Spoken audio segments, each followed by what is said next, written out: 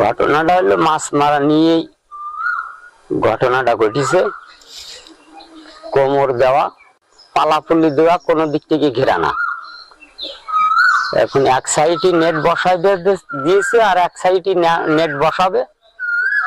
এমন সময় এই ভাই আশারাফ ইনি আইসি কথা কাটাকাটি করার মাধ্যম দিয়ে অস্ত্র বের করলো। পেছন দিক থেকে অস্ত্র বের করে বুকি খোঁচা মারল। খোঁচা মারার পরে গলায় একটা পোজ দিল, দিয়ে দুই ভাই শরাফ আর মুশারফ দুই ভাই পড়তে যাচ্ছিল। এমন সময় বড় ভাই হোসেন আসলো। হোসেনের মারা হলো। ছুটি গেলে গিয়ে দেখি কি আমার বড় আব্বা, আমার আব্বু আর ওই আশারাফ শুয়ে আছে। আশারাফ আন্দাজে শুধু ছুরি মারছে। আর আমি ক্যাকাচ্ছি, আমি ক্যাঙাচ্ছি বলে ওরা সব মারতে এসেছে। আমি সবার হাত পা ধরলাম, কেউ একটু আগে এসলো না।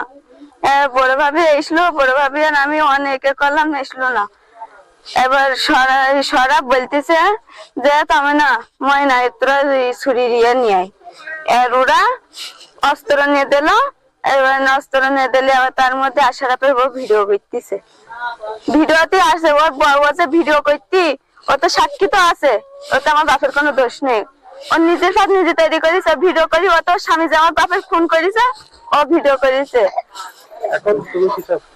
আমি চাই আমার বাপের ছেড়া মেরি, আমার বাপ কোনোদিন কারোর কোনোদিন খারাপ চাইনি।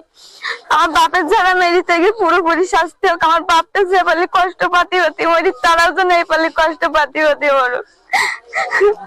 আমার বাপের যারা মেরি থেকে ফাঁসিতে আমার বাপ কোনোদিন কোনো কারো ভুল করেনি।